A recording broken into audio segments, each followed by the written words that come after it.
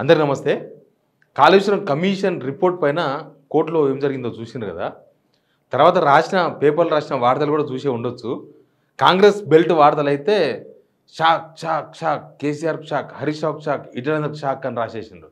అసలు ఆ వార్త చదివినోళ్ళకి షాకులు ఇస్తారని రాసిండ్రు అన్నిసార్లు లోపల. ఇక కొన్ని పేపర్లు సాక్షి, ఈనాడు లాంటి వాళ్ళు అయితే కొద్దిగా న్యూట్రల్గా 2 వర్షన్లు రాసిండ్రు. గవర్నమెంటు ఆ పిటిషన్ కొట్టేయమన్నది, కోర్టు కొట్టేయలేదు. వాళ్ళు స్టే ఇవ్వమని అడిగినారు, స్టే ఇవ్వలేదు. ఇదంతా జరిగింది. 2-3 పేపర్లు మాత్రమే రాయగలిగినాయి.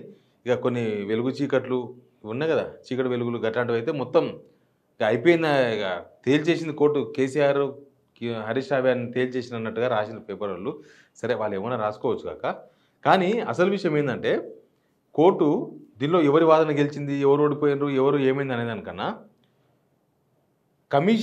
కమిషన్కు నోటీస్ ఇచ్చింది.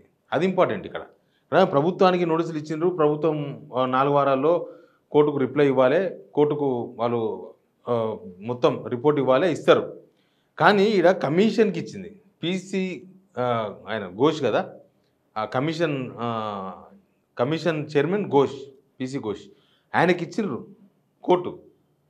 ఆయనకి ఇచ్చిన తర్వాత చాలా విషయాలు ఇక్కడ స్ట్రక్ అయ్యే అవకాశాలు కనిపిస్తున్నాయి. చాలా విషయాలు అసలు దీనిలో ఏం జరిగింది, పీసీ ఘోష్కు హైకోర్టు నోటీస్ ఇవ్వడం, కమిషన్ చైర్మన్కి నోటీస్ ఇవ్వడం, దాని తర్వాత ఏం జరగవచ్చు, అసలు దీనిలో ఏం జరిగింది, అన్ని విషయాల మీద మాట్లాడదాం.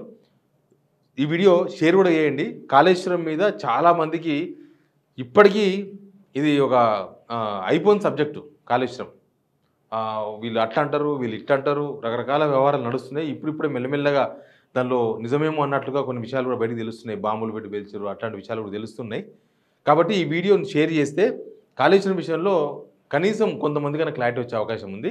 సబ్స్క్రైబ్ చేసుకోవడం కూడా మర్చిపోవద్దు. ఏమైందంటే, సరే, కేసీఆర్, హరీష్ రావు కోర్టుకోవడంలో తప్పేం లేదు. ఎప్పుడైనా ఎవరైనా కోర్టుకు పోవచ్చు, హక్కులు అందరికీ ఉంటాయి.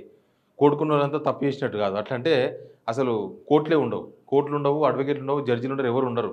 కాబట్టి కోర్టులో న్యాయం కోసం పోతారు. సేమ్ టైం ఇక్కడ వీళ్ళిద్దరు పోయింది ప్రభుత్వం మీద పోయినరు, ప్రభుత్వం చేస్తున్న పనుల మీద, వ్యవహారం మీద పోయినరు. తప్పేం లేదు దానిలో. అయితే కోర్టు 2 రోజులు దాని మీద విచారణ జరిపిన తర్వాత ప్రభుత్వానికి 4 వారాల టైం ఇచ్చింది. రాపోండి అన్నది, పూర్తి రిపోర్ట్ ఇవ్వమన్నది. అప్పటిదాకా ఎవరు మాట్లాడదు, గప్చుప్ అన్నారు, అయిపోయింది.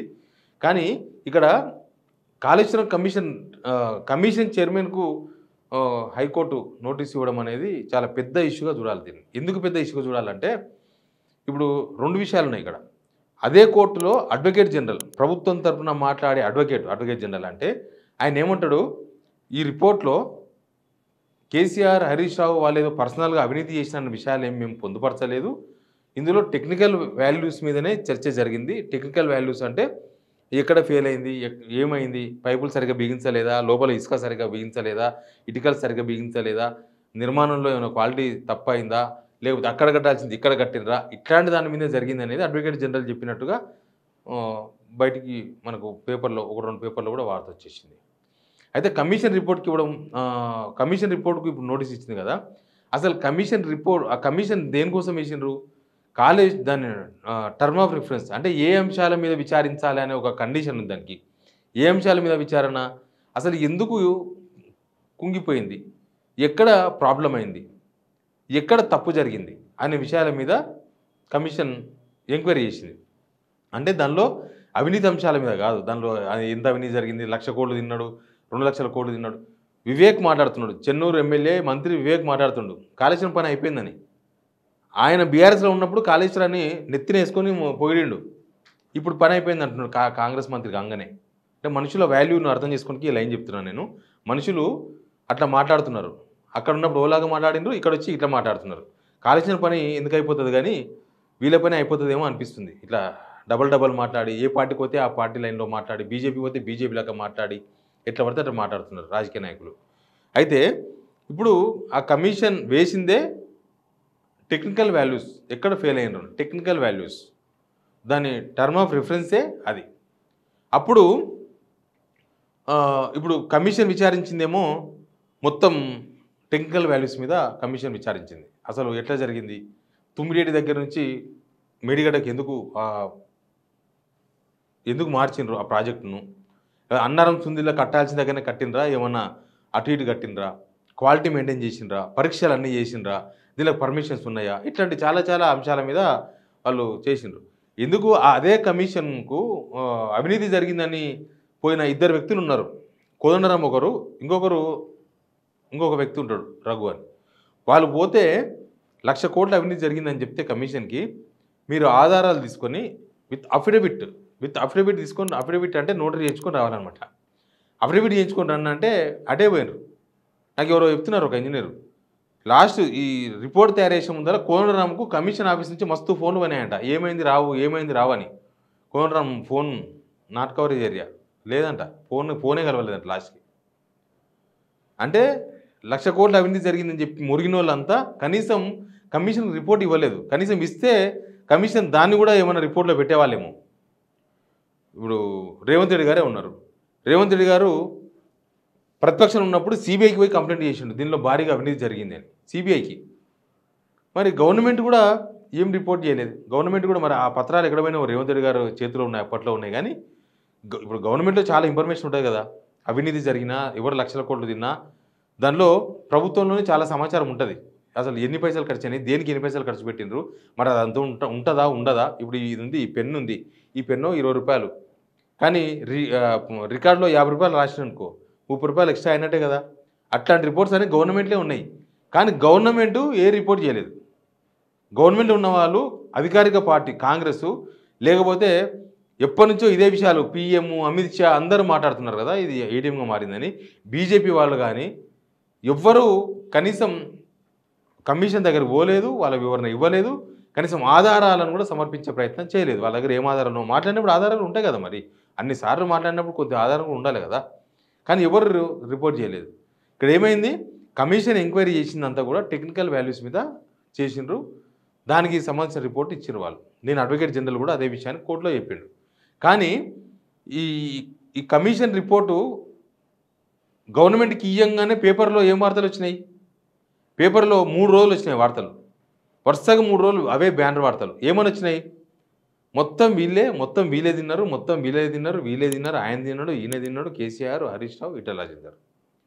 తర్వాత క్యాబినెట్లో ఏం మాట్లాడినరు, క్యాబినెట్ తర్వాత ప్రెస్ మీట్ పెట్టి రేవంత్ రెడ్డి గారు మినిస్టర్స్ ఏం మాట్లాడినరు, దీనిలో 1,00,000 కోట్ల అవినీతి జరిగింది, కమిషన్ చెప్పింది అని వాళ్ళు మాట్లాడేసిండ్రు. అసలు ఇందులో ఇరుక్కున్నది ప్రభుత్వమే. ఇప్పుడు రేపు సరే వాళ్ళు అసెంబ్లీలో మాట్లాడచ్చు, అసెంబ్లీలో మాట్లాడినప్పుడు అసలు విషయాలు మొత్తం బయటకు వస్తాయి. రిపోర్ట్లో ఎక్కడ ఏ పేజీలో ఉందో, ఏదైనా పేజీలో ఉంటే ఖచ్చితంగా ఇప్పటికే ప్రభుత్వం బయట పెట్టేది. 60 పేజీలు కాదు, అసలు అదొక్క పేజీన ప్రభుత్వం బయట పెట్టేది. ఇప్పుడు సరే కోర్టు 60 పేజీలు కూడా డిలీట్ చేయమన్నది. ఇంకా ప్రభుత్వ కుట్ర బయటపడదు కదా. ప్రభుత్వము కోర్టులనేమో మేము ఎవరికి ఇయ్యలే రిపోర్టు, ఎక్కడ బయట పెట్టలే అని చెప్పింది. కానీ వాళ్ళు మీడియాకు 60 పేజీల రిపోర్టు క్యాబినెట్ ఆమోదించి ఆ రిపోర్టు మీడియాకి ఇచ్చారు కదా. అంటే ఇందులో డిఫెన్స్లో పడ్డది ఎవరు, గవర్నమెంట్ పడ్డది. గవర్నమెంట్ అఫెన్స్లో ఉండాలి. యాక్చువల్గా రిపోర్ట్ వచ్చింది, దాన్ని అఫీషియల్గా ఏం చేస్తారో చేయాలి. కానీ దాన్ని ఈ మీడియాకి ఇచ్చి ఆ మీడియాకి ఇచ్చి పేపర్లో రాపిచ్చేసి రేవంత్ రెడ్డి గారే బయటకు వచ్చి మాట్లాడి మీడియాకి ఇచ్చేసి మొత్తం 60 పేజీల రిపోర్టు.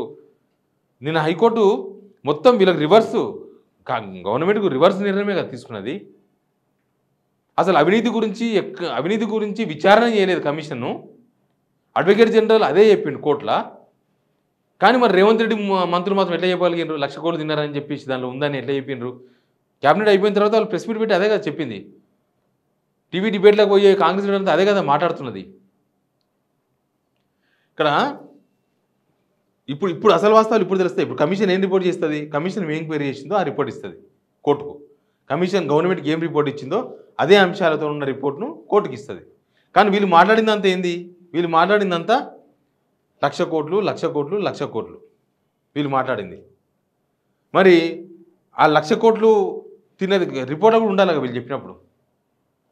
రిపోర్ట్లో లేదని చెప్పి అడ్వకేట్ జనరలే గవర్నమెంట్ తరఫున కోర్టుకు చెప్తున్నాడు.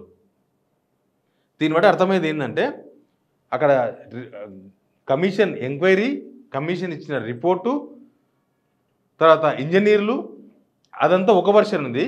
వీళ్ళు దీన్ని మొత్తం 1,00,000 కోట్లు అప్పట్లో అన్నాం కదా, మేము అదే మాట మీద ఉండాలి, మాట మారిస్తే మళ్ళీ జనం తిరగబడతారనో లేకపోతే జనానికి వాస్తవం తెలుస్తుందనో వీళ్ళు మాత్రం లేదు అవినీతి అవినీతి అన్నారు. ఇప్పుడు కోర్టులో అదే తేలుతుంది. రేపు కమిషన్ రిపోర్ట్ ఇచ్చేస్తే కమిషనే ఇచ్చేసింది అనుకో రిపోర్ట్. గవర్నమెంట్ ఇచ్చుడు కాదు. గవర్నమెంట్ ఇస్తది కానీ ఇప్పుడు కమిషన్ నోటీస్ ఇచ్చారు. కమిషన్ రెస్పాండ్ అవుతుంది. కమిషన్ రిపోర్ట్ ఇచ్చినాక ఏముంటుంది దానిలో? అడ్వకేట్ జనరల్ చెప్పింది ఏంది? ఏం లేదు దానిలో అంటున్నాడు ఆయన. వీళ్ళేమో మొత్తం అవినీతి గురించి మాట్లాడుతున్నారు పొద్దుగాల లేచి. ఆ రిపోర్ట్ వచ్చింది అవినీతి చేసిండ్రని. అసలు రంగం ఇప్పుడే ఉంటుంది. ఇక్కడ ఎవరు గెలిచిండ్రు ఎవరు ఓడిపోయారని కాదు.